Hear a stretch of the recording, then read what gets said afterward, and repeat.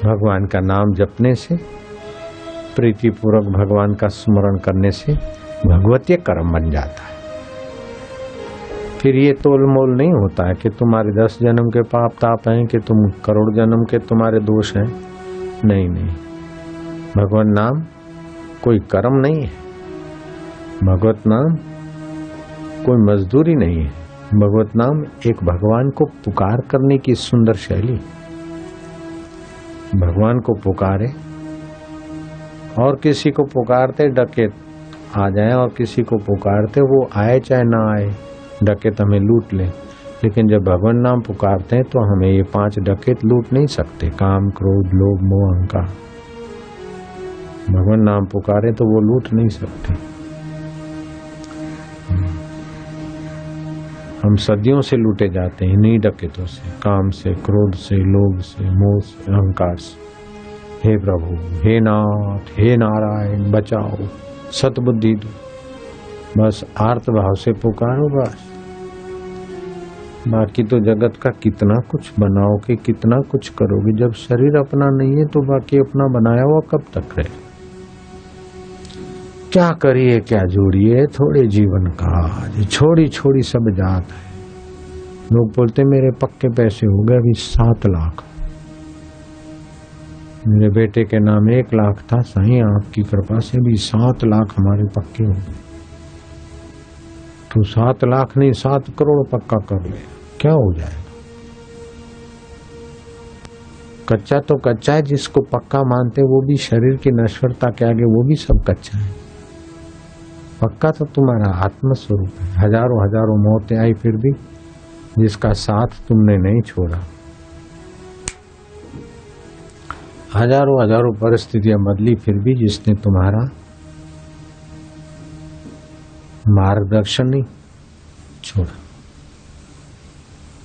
चाहे तुम पुण्य में हो, चाहे पाप में हो, चाहे तमोगुण में हो, चाहे रजोगुण में हो, चाहे चिंता में हो, तभी भी वो प्रेरक बैठा है।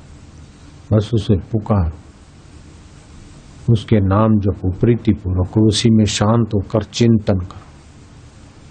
चिंता न करो, चिंतन करो कि मैं कौन, संसार क्या है, मुक्ति कैसे मिले, सुख दुख में सम कैसे रहे, हृदय का आनंद कैसे आए, हृदय रसमय कैसे हो, आनंदमय कैसे हो, मधुमय कैसे हो, ऐसा चिंतन।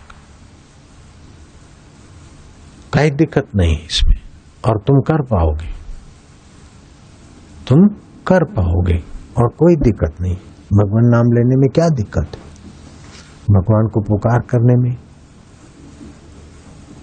नहीं कर पाएंगे पुकार, करे पाएंगे। भगवान नाम लेने में दिक्कत है क्या, बस प्राणायाम करने में दिक्कत है क्या, प्राणायाम तुम कर पाओगे, कोई दिक्कत नहीं। भगवान नाम तुम ले पाओगे, कोई दिक्कत नहीं।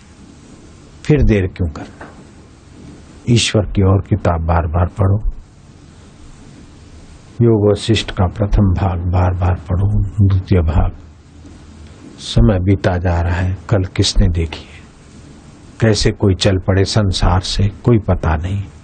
इसलिए मोक्ष का अनुभव कर लो, भगवत सुख का अनुभव कर लो, भगवत सामर्थ्य का अनुभव कर लो। बड़े बड़े प्रवचन और बड़े बड़े भाषण और बड़े बड़े संसार के आडंबरों से वो काम नहीं होता जितना भगवत विश्रांति से होता है। दुनिया के बड़े बड़े उद्योगों की अपेक्षा 2 क्षण भगवान में डूब जाना बहुत ऊंची उपलब्धि है। बड़े बड़े धन दौलत और उद्योगों की अपेक्षा 2 क्षण भगवान में खो जाना बहुत ऊंची चीज है। खो जाने में कुछ नहीं करना है, भगवत नाम लेते लेते फिर भगवत चिंतन करे, फिर वह चिंतन करने वाले को भी छोड़ दे। ये भी तुम कर पाओगे, शुरू शुरू में तो नहीं, थोड़ा अभ्यास करने के बाद। कुछ न करने की स्थिति, 2 मिनट आ गई काम बन गया। अगर 3 मिनट आ जाए और गुरु बता दे कि यही है तेरा आत्मस्वरूप, साक्षात्कार हो जाए। एक बार सरोवर पर जो काई लगी है उसको हटाकर आपने पानी का चुल्लू भरा और गुरु कहते बस इसी सरोवर के लिए मैं बोल रहा था, अब तुमने पानी का स्वाद लिया। अब वो काई को फिर चाहे काई ढक दे पानी को, फिर भी तुम्हारा सरोवर के पानी का ज्ञान काई काई का बाप छीन नहीं सकता। ऐसे ही सरोवरों को भी मात कर दे, ऐसे आत्म सरोवर में खाली बस 3 मिनट के लिए जीव विश्रांति पा ले, ब्रह्म सुख आ गया बस, फिर हंसते खेलते ध्यान कर सकता है, ब्रह्म ज्ञान का कथन कर सकता है, ब्रह्म सुख पा सकता है। हंसी वो, खेली वो, धरी वो ध्यान, अहरनिश कथी वो ब्रह्म ज्ञान, खावे पीवे न करे मन भंगा, कहे नाथ में तिसके संगा। सबसे आसान में आसान काम है परमात्मा प्राप्ति, और कठिन में कठिन काम है परमात्मा प्राप्ति। कठिन क्यों है कि रुचि नहीं है, इसलिए कठिन में कठिन, और आसान क्यों है कि अपने आप में है, अपने पास है। नौकरी के लिए तो सर्टिफिकेट चाहिए, धंधा के लिए पैसा चाहिए, विदेश के लिए पासपोर्ट चाहिए, शादी के लिए लड़की या लड़का चाहिए, ऐसे तो शादी नहीं होगी ना। इसके लिए कुछ नहीं चाहिए, ईश्वर प्राप्ति के लिए कुछ नहीं चाहिए, न सर्टिफिकेट चाहिए, न पैसा चाहिए, न लड़का चाहिए, न लड़की चाहिए, न ताऊ चाहिए, न ताई चाहिए। बस आप खाली बस ईश्वर पाने का इरादा पक्का करो बस, और मौजूद है। दुनिया की चीज पाने में तो प्रारब्ध चाहिए, पुरुषार्थ चाहिए, वैसी चीज पाने की अक्ल चाहिए, संभालने का बल चाहिए। ईश्वर को संभालने का आपके बल की जरूरत नहीं, वो अपने आप संभाल लेगा। और ईश्वर को पाने के लिए प्रारब्ध नहीं चाहिए, बड़ा पुरुषार्थ नहीं चाहिए, केवल आपका इरादा चाहिए कि मुझे ईश्वर पाना है, बस बस बहुत हो गया, सफिशिएंट, काफी हो गया। तो ये पाऊं, लेकिन ईश्वर पाए बिना ये पाया तो आखिर क्या। अपने मन को समझाओ, फिर क्या हो जाएगा। ये जानूं, ये खाऊं, ये भोगूं, लेकिन फिर क्या। ऐसा खाना भोगना तो सभी कर रहे हैं, क्या हो गया। आखिर ये शरीर खाक में मिल जाएगा, उसके पहले मैं प्रभु में मिल जाऊं बस। बस ये रटन लगा दो।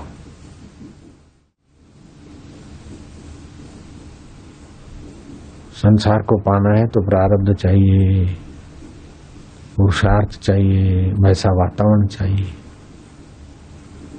और संसार पूरा नहीं मिलेगा, पूरा संसार नहीं मिलेगा, पूरा हिंदुस्तान भी नहीं मिलेगा, पूरा गुजरात भी एक व्यक्ति को नहीं मिलेगा। गुजरात तो छोड़ो, खाली अहमदाबाद भी एक व्यक्ति को नहीं मिल सकता। आधा चौथाई अहमदाबाद भी एक व्यक्ति नहीं पा सकता। 10वां हिस्सा भी अहमदाबाद का एक व्यक्ति अपने अधीन नहीं कर सकता। 100वां हिस्सा भी, लाखों मकान हो जाएंगे 100 में से, नहीं कर पाएगा। लेकिन सारा ब्रह्मांड का जो स्वामी है उसको अपना कर पाएगा, और ये संभाल के टेंशन में मर जाएगा, और ईश्वर को संभालने की जरूरत नहीं, वो उल्टा आपको ही संभाल लेगा। ईश्वर मिलेगा तो पूरा मिलेगा, संसार मिलेगा तुच्छ थोड़ा सा मिलेगा, और उसको संभालने का टेंशन देगा, और अंत में छोड़ के मार देगा।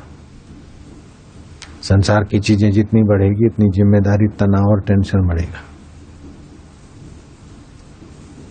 हाँ, सेवा के लिए संस्था संभालते तो टेंशन नहीं है, अपनी दुकान संभालते तो टेंशन है, लेकिन ये हजारों दुकान संभाल रहे, कोई टेंशन नहीं। सेवा का आनंद, सत्संग का आनंद। इतने सारे आश्रम व्यक्तिगत मेरे हैं मानकर चले, अपनी प्रॉपर्टी बनाकर तो टेंशन है। ईश्वर की चीजें, समाज की चीजें तो कोई टेंशन नहीं, संभाल रहे सब।